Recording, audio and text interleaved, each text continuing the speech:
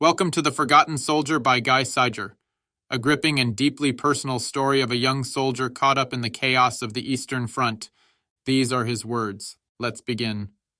An endless stream of orders was pouring from our basement shelter.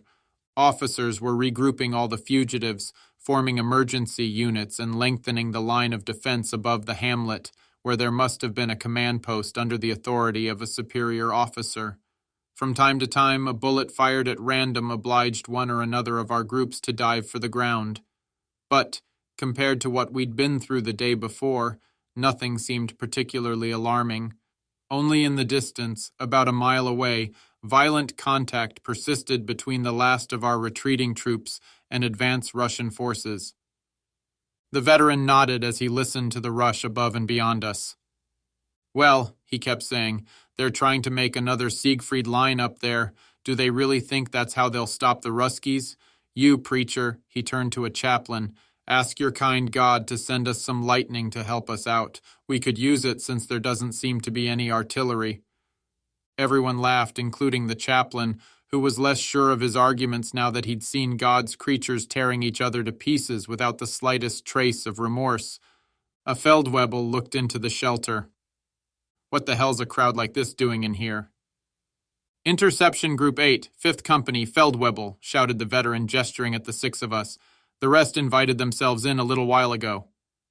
"Okay," said the sergeant. "Your group stay put, but everybody else out. There are still plenty of holes outside that need to be filled." The other men groaned and got up.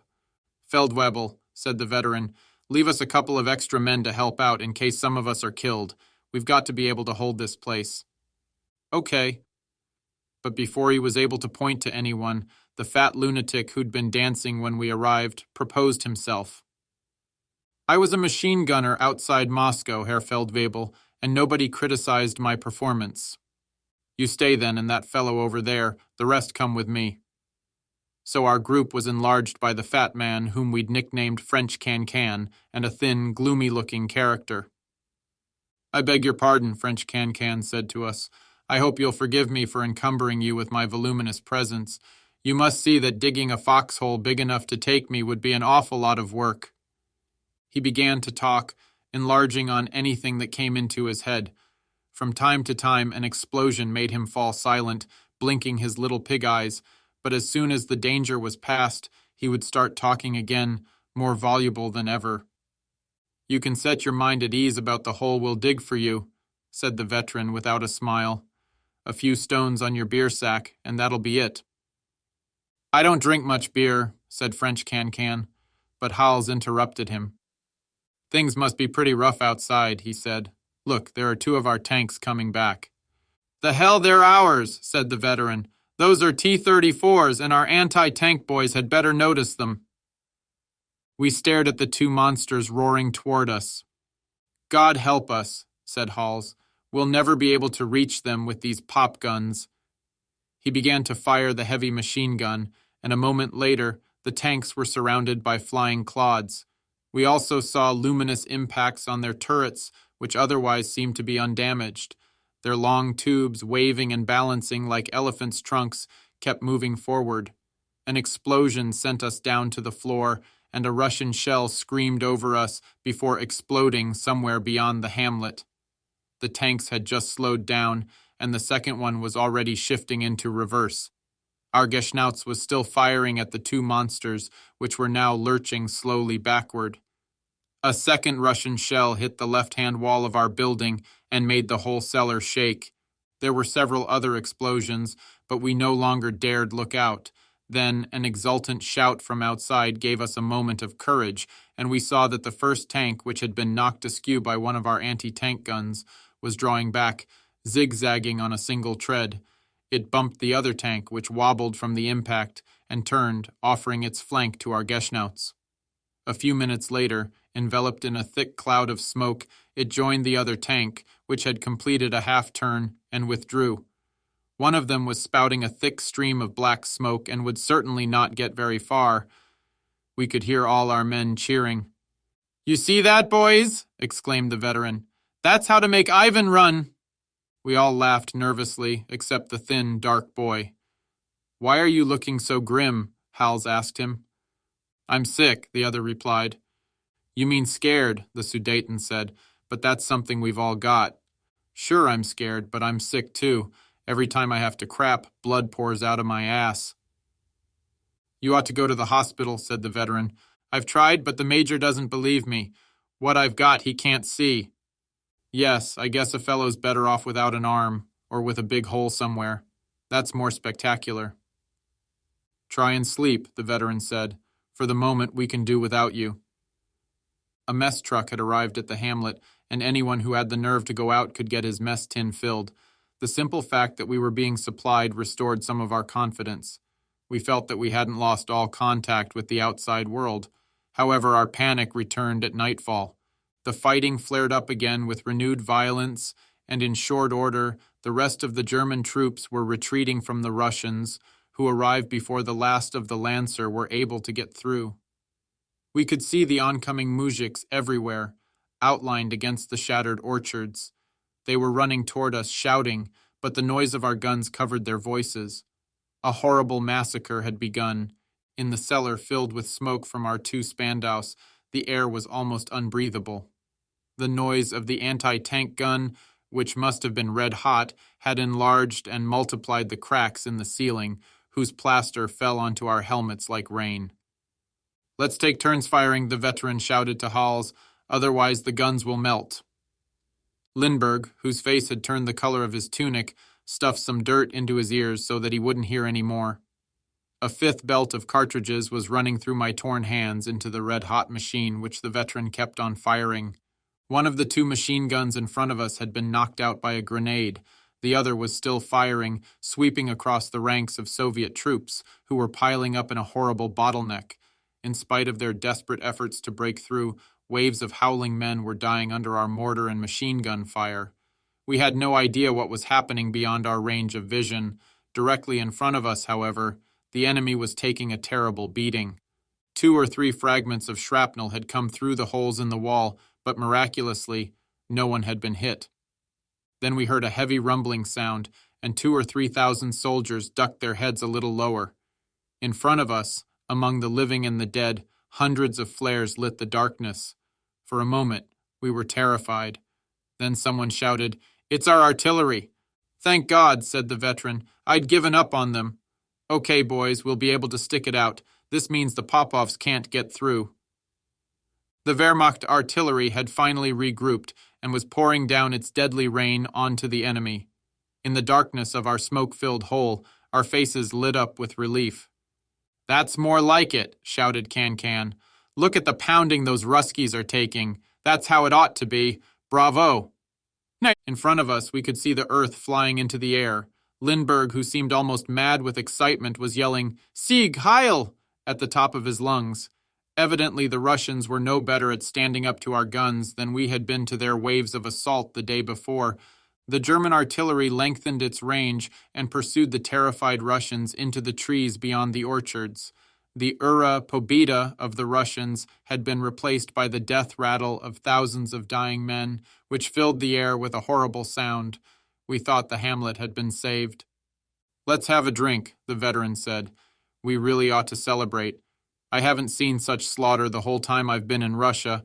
We should be able to breathe a little easier now." "You," he said to Lindbergh, pulling him from his corner, "go find us something, instead of sitting there sniveling." It was easy to see that Lindbergh had gone mad. He was alternately laughing and crying uncontrollably.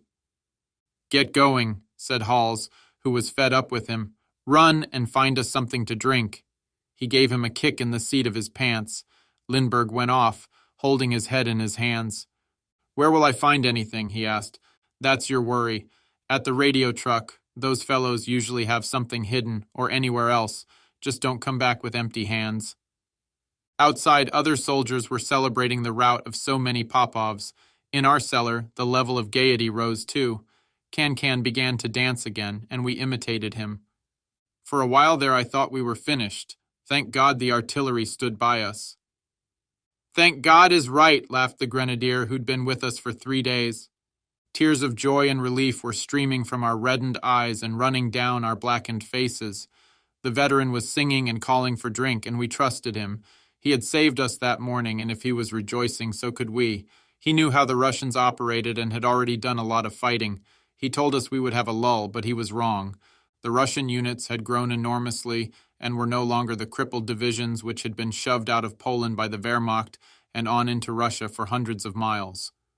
Times had changed. Beyond the cellar, beyond the hamlet and its trenches, beyond the thousands of mujik cadavers in the flaming woods, the Soviet mass was moving into action again, trampling on its own dead and on ours, more powerful than ever, with hundreds upon hundreds of guns wheel to wheel. Soon their cries of victory would drown our laughter.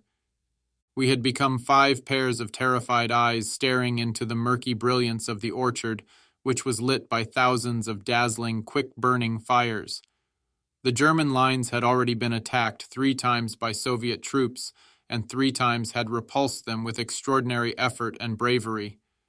Between the assaults, the big Russian guns pounded our troops and our artillery, which kept on shelling the enemy as long as it could. For 5 hours already, our laughter had been stilled, as Stalin's organs hammered at our positions, killing many of our defending troops. The rest were either killed or driven mad by bombs. A few, like our group, who had been lucky enough to dig in solidly, went on firing haphazardly with what they had left. Our ceiling had finally caved in, and the hole in the roof acted like a chimney to let the smoke escape. The tall, thin boy with dysentery had taken Hals's place at the Spandau for a few moments. A bullet or fragment of shrapnel had grazed Hals's forehead just below the visor of his helmet, and he was lying down beside 3 dying men who had been brought into our shelter to spend their last moments in relative tranquility. Then Hals's gun jammed, and only the veteran was left firing, stiff with exhaustion, helped by Can-Can, the Sudeten, and me. We felt a crushing sense of despair when Russian rockets erected a wall of white fire over our mortar trench. The Geschnauts had been dismantled, and the anti-tank gunners had given up long since. Only a few Spandaus, supported by light infantry guns, prevented the howling mob from taking the village. We were threatened with being overrun or surrounded any minute. "I guess we'll have to die now," said the veteran. "Too bad for us, but I don't see any other solution." From time to time in the light of the flares, we could see the nest of machine gunners in front of us, heroically fighting on. The Russians pressed their attack, bringing on their tanks as soon as it began to grow light, and death to anyone who remained upright. A shell destroyed what was left of our shelter and sent us all rolling along the floor. Our cries of distress were mingled with the screams of the 2 machine gunners and then the shouts of revenge from the Russian tank crew as it drove over the hole, grinding the remains of the 2 gunners into that hateful soil.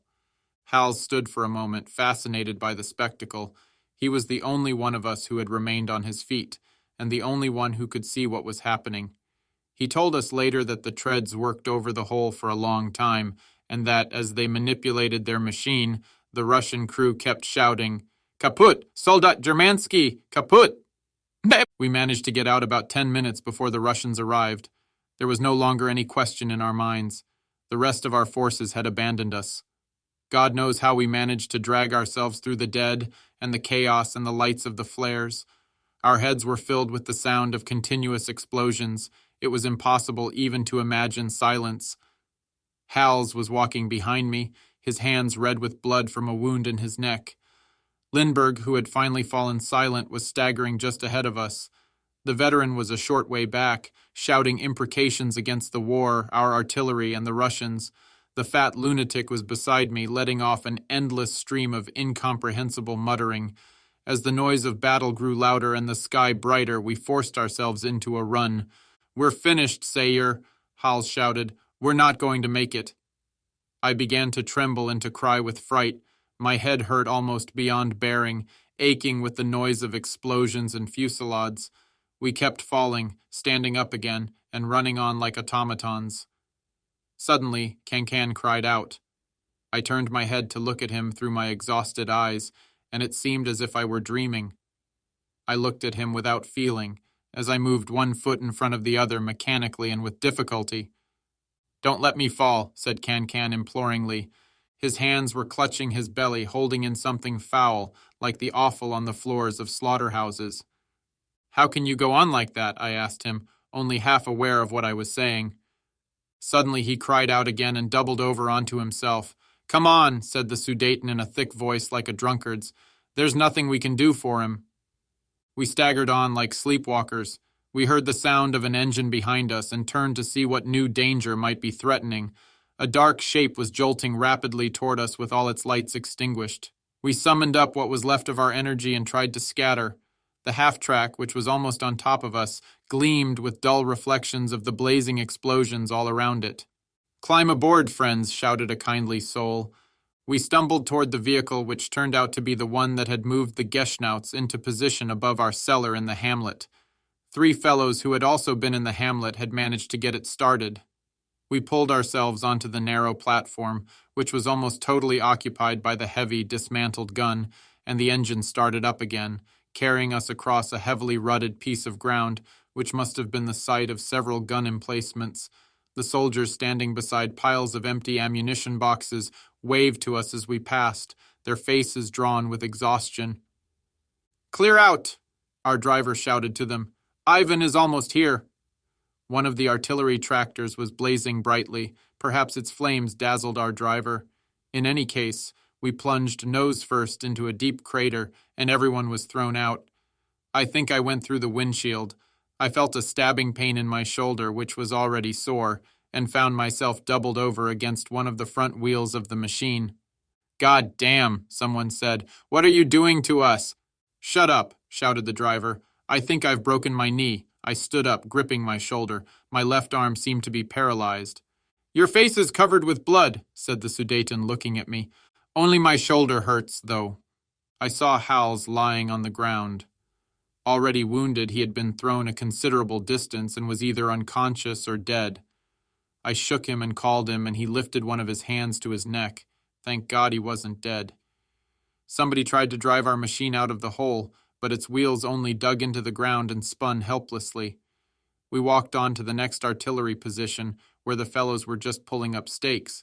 They loaded us onto trucks along with their gear, and we left in search of a quieter spot. In the distance, the horizon glowed red. "You've come from that inferno?" one of the artillerymen asked. He was talking to the veteran, who didn't answer because he dropped into a deep, anesthetic sleep. Within a few minutes, almost everyone had done the same, despite the rough jolts of our progress. Only Hals and I remained half awake. My shoulder prevented me from moving and caused me great pain. Someone was leaning over me. My face was covered with blood. The shattered glass of the windshield had cut me in hundreds of places, so that I looked as if my blood were pouring from a deep wound. "This one must be dying," said the fellow, looking down at me. "I'm not," I shouted back. Sometime later, we were all helped down. Every movement hurt my shoulder, and the pain, intensified by fatigue, made me feel sick at my stomach. I began to retch and vomit violently. 2 soldiers helped me to a building where the wounded were stretched out on the floor. Hals joined me with his bloody neck, and our driver, who was hopping on one leg. "You in a bad way?" Hals asked. "You're not dying, are you, Sajer?" His words reached me through a loud buzzing noise across an immense distance. "I want to go home," I said between 2 spasms of retching. "So do I," Hals said. He stretched out on his back and fell asleep. Sometime later, we were wakened by men from the sanitary service who had come to sort out the dead and wounded. I felt a set of cold fingers lifting my eyelids as someone peered into my eyes. "It's all right, boy," he said. "Where are you hurt?" "My shoulder. I can't move it." The orderly unbuckled my straps, which made me howl with pain. "No visible wounds, Herr Major," he said to a tall man wearing a cap. "What about his head?" "Nothing there," the other said. "His face is bloody, that's all. And there's something wrong with his shoulder." The orderly moved my left arm back and forth, and I screamed. The major nodded, and the orderly pinned a white slip of paper to my tunic. He did the same to Hals and to the driver, and then helped the driver into an ambulance which was already nearly full. Hals and I remained on the ground. Toward noon, 2 more orderlies came back to deal with the men like us who'd been left to wait. They tried to help me to my feet. "That's all right," I said. "I can walk. It's my shoulder that hurts." The orderlies lined up everybody who could walk and sent us to the canteen. Everyone strip, shouted a Feldwebel. The pain of undressing nearly made me faint. Two fellows helped me, and my swollen, battered shoulder was bared. We were each given an injection in the thigh. Then the orderlies washed our wounds with ether and stuck plaster on anyone who needed it. Beside the door, they were sewing up a fellow who had a huge rip down his back and who screamed as the instruments bit into his flesh. Two of them came over and grabbed hold of my shoulder. I howled and cursed, but they paid no attention. With a cracking sound which sent spasms of pain right down to my toes, they pulled my dislocated arm back into place and moved on to the next case. I found Hals outside. They had just stuck a gauze bandage onto his neck with a long strip of tape. My friend had been wounded by a metal fragment 3 inches below the first wound he had received at Kharkov.